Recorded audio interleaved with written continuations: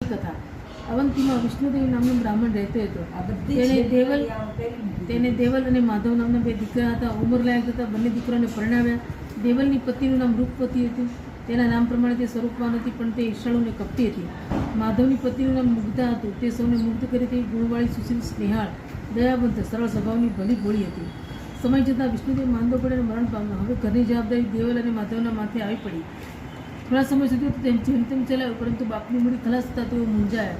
જીવન નિર્વાહ માટે બંને મહેનત કરવામાં કચાશ રાખીને, પરંતુ ભાગ્યનું પાસવું નહીં, તેથી તેમને કંઈ લાભ મળ્યો નહીં. બંને ભાઈ વિચારવા લાગે કે અહીં આપણી વિદ્યાની કદર થતી નથી અને નસીબ પણ કંઈક વાંકું લાગે છે, માટે પરદેશ ખેડવો. પરદેશમાં સારી કમાણી કરી શકીશું, ત્યાં આપણી વિદ્યાની કદર થશે. આમ બંને ભાઈઓ પરદેશ ખેડવાની તૈયારી કરી. જતાં પહેલાં માધવને જોયું, મારી ગેરહાજરીથી મારી પત્ની મુગ્ધા આકળાશે અને મૂંઝાશે, માટે ભાભીને ભલામણ કરતો જાઓ. આમ વિચારી જતી વખતે ભાભી રૂપવતીને કહ્યું, ભાભી તમે ઘરમાં વડીલ છો, સમજદાર છો, મારી ગેરહાજરી હોય તો મુગ્ધાનું ધ્યાન રાખજો, તેને ઓછું આવવા દેશો નહીં. કોઈ વેળા તેનાથી કોઈ ભૂલ થઈ જાય તો મોટું મન રાખજો. બંને ભાઈઓ પરદેશ કરવા માટે ગયા. રૂપવતી પોતાનું અસ્થિ સ્વરૂપ પ્રગટ કર્યું. તે મુગ્ધાના કારણ વગર ભજવવા લાગી, જેમ તેમ બોલવા લાગી. એક દિવસ રૂપવતીએ રાંધવાની બાબતમાં મુગ્ધા સાથે બહુ ઝઘડો કર્યો. તેને ધક્કા માર્યા, ઠોસા માર્યા, તમાચા માર્યા અને હડસેલો મારી ઘરમાંથી મુગ્ધાને બહાર કાઢી. તે તો રોતી કકડતી પહેરે કપડે ઘરની બહાર નીકળી ગઈ અને થોડી થોડી કોરડી ખાલી પડી હતી. તેમાં જઈને રહી. ત્યાં આજુબાજુ લોકો રહેતા. મુગ્ધાની હાલત પર દયા આવી. તેઓ નિરાધાર મુગ્ધાને વાસણ, કુસણ, દાણાધૂણી આપ્યા. તેથી મુગ્ધાને રાહત થઈ. તે લોકોને તે કામકાજ કરીને ગુજરાન ચલાવવા લાગી. મુગ્ધા ભોળી અને સરળ સ્વભાવની હતી. કોઈનું કામ કરી ચૂકી હતી, ભોળી હતી. તે કોઈ વેળા રૂપવતી તે ખબર પૂછવા જતી અને તેમના ઘરનું કામકાજ કરી આપતી. પણ રૂપવતીને તેનો કોઈ ગુણ ન હતો. દુષ્ટ સ્વભાવની રૂપવતીમાં કોઈ સારો ગુણ દેખાતો જ નથી. તે અભિમાનની પૂતળી હતી. તે દંભ કરવામાં પાવરદી હતી. તેઓ દંભ કરી ભલભલા છેતરા જાય. ધર્મ ધ્યાનમાં જરા શ્રદ્ધા નહીં, પણ બની ઠંડીને સાંજ પડે ગેર દર્શન જાય, કથા વાર્તા સાંભળવા જાય, અમસ્તુ અન્ન વસ્ત્ર દાન આપે. આ બધું તે લોકોને દેખાડો કરવા માટે કરતી હતી. આમ કરતાં અધિક પુરુષોત્તમ માસ આવે. અવંતીના નરનારી વ્રત ચાલુ કર્યા. સવારે વહેલા ઉઠી નદીએ સ્નાન કરવા જાય, કાંઠાગોળમાં વાર્તા સાંભળી, દાન પુણ્ય કરીને દેવ દર્શને જાય. મુગ્ધા એટલી બધી ભોળી હતી કે પુરુષોત્તમ વ્રતની અને તેના મહિમાની તેને મુદ્દલ ખબર નહોતી. જ્યારે રૂપવતીએ તેનું હાથનું પૂજન થાળી નદીએ નાહવા જતી જોઈ, ત્યારે એને ખ્યાલ આવ્યો કે તે કોઈ વ્રત કરે છે. તે વ્રત જાણવાની ઈચ્છા થઈ એટલે રૂપવતી પાસે વ્રત શાનું છે, સુવિધિ છે તે અંગે પૂછ્યું. ત્યારે રૂપવતીએ છાંકો કરીને તેને કંઈ પણ જવાબ આપ્યા વગર કાઢી મૂકી. આથી મુગ્ધાને ઘણું દુઃખ થયું. તે ઘર તરફ પાછી ફરી રહી હતી. ત્યાં રસ્તામાં રૂપવતીની બહેનપણી શ્યામા મળી. તેના નામ પ્રમાણે તેના ગુણ હતા. તેનું મુખ તો ભોળું હતું, પણ તે મનની મેલી હતી. કુળકપટમાં તે રૂપવતી ચાર હાથ ચડેવી હતી. તે મીઠી મીઠી વાતો કરતી, પણ તે વાતોમાં ઝેર ભરી હોય છે. મુગ્ધાને દુઃખી અને નિરાશ જોઈ સામાએ પૂછ્યું, કેમ બેન, આજે તું આટલી બધી ઉદાસ કેમ છે? તારે માથે કંઈ દુઃખ આવી પડ્યું છે? મારે તો શક્ય હોય તો તારા દુઃખમાં ભાગીદાર થઈશ, તને મદદ કરીશ. ભોળી મુગ્ધા શ્યામાના શબ્દોથી ભૂલવા ગઈ.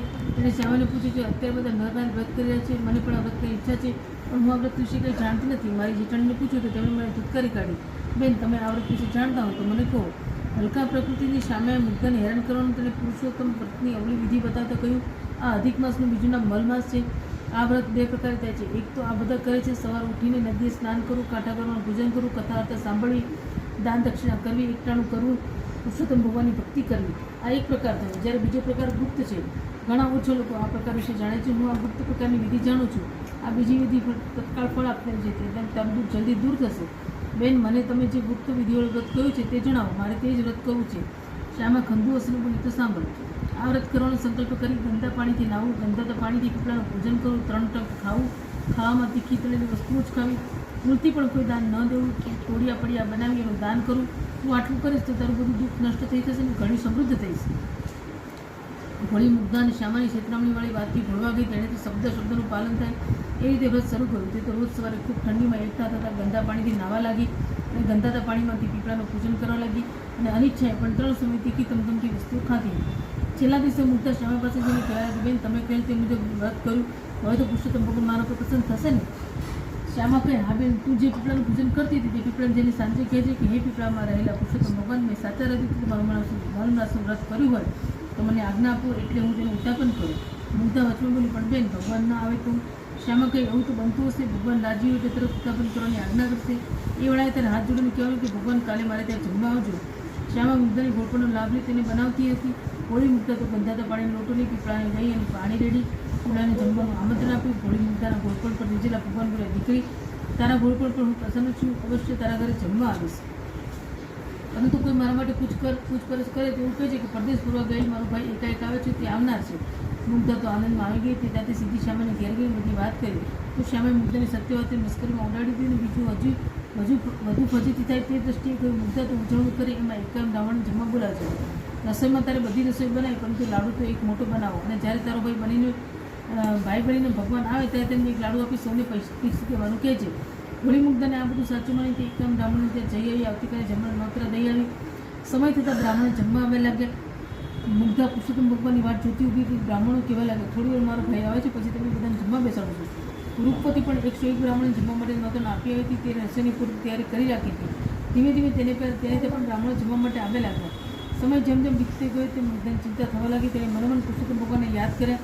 એવામાં ત્યાં આગળ એક તેજસ્વી જુવાન આવીને બોલ્યો, અહીં મુગ્ધાબેન રહે છે. મુગ્ધા તો હર્ષના આંસુ વહાથી દોડી આવી. ભાઈનો હાથ પકડી લીધો.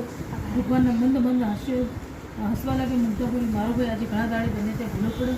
આવો ઘરમાં બેસો, હજી તો ભૂદેવને જમાડવાના છે. મુગ્ધાએ ભગવાનને ઘરમાં લઈ જઈ બેસાડ્યા. પછી બધા બ્રાહ્મણ જમવા બેસાડ્યા. પતળા મૂક્યો. પછી તેણે ભગવાનને એક જ લાડુ બનાવ્યો હતો. તે આપી લીધું. આ એક જ લાડુમાં બધાને જમાડવાના છે. ભગવાને એક મોટી કથરોટી લીધી, તેમાં લાડુ મૂકી, તેના ઉપર કપડું ઢાંકી લીધું. પછી તેઓ પીરસવા નીકળ્યા.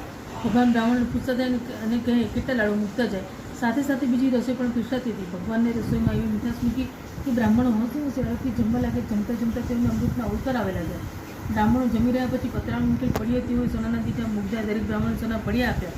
દક્ષિણામાં સોનાના પડ્યા મળતા બ્રાહ્મણ મુગ્ધાની જય બોલાવતા આશીર્વાદ પોતાના ઘરે જવા લાગ્યા.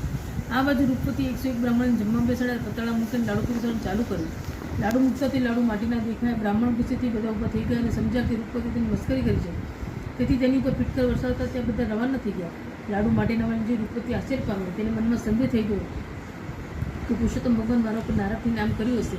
તેને કારણે મુગ્ધાના ઉજવણાની વાતો આવી. બધા બ્રાહ્મણો તેની રસોઈના વખાણ કરતા હતા અને દક્ષિણામાં સોનો પડ્યો આપી તે વાત જાણી. તેને લાગ્યું કે પુરુષોત્તમ ભગવાન મુગ્ધા ઉપર પ્રસન્નથી તેનો ઉદ્ધાર કર્યો છે અને મારી ઉપર તેની અવકૃપા થઈ છે. મુગ્ધાને તે બધાએ જમી લીધું અને ફક્ત મુગ્ધાને જમવાનું બાકી હતું. ભગવાન મુગ્ધાના હાથમાં લાડુનો થોડો પ્રસાદ મૂકી તે ખાઈ જણાવ્યું. તે પ્રસાદ ખાઈ સાથે જ મુગ્ધાનું ગોળ પણ અદૃશ્ય થઈ ગયું અને તેની બુદ્ધિ તેજસ્વી બની તેના વદન પર અલૌકિક તેજ પથરાઈ ગયું.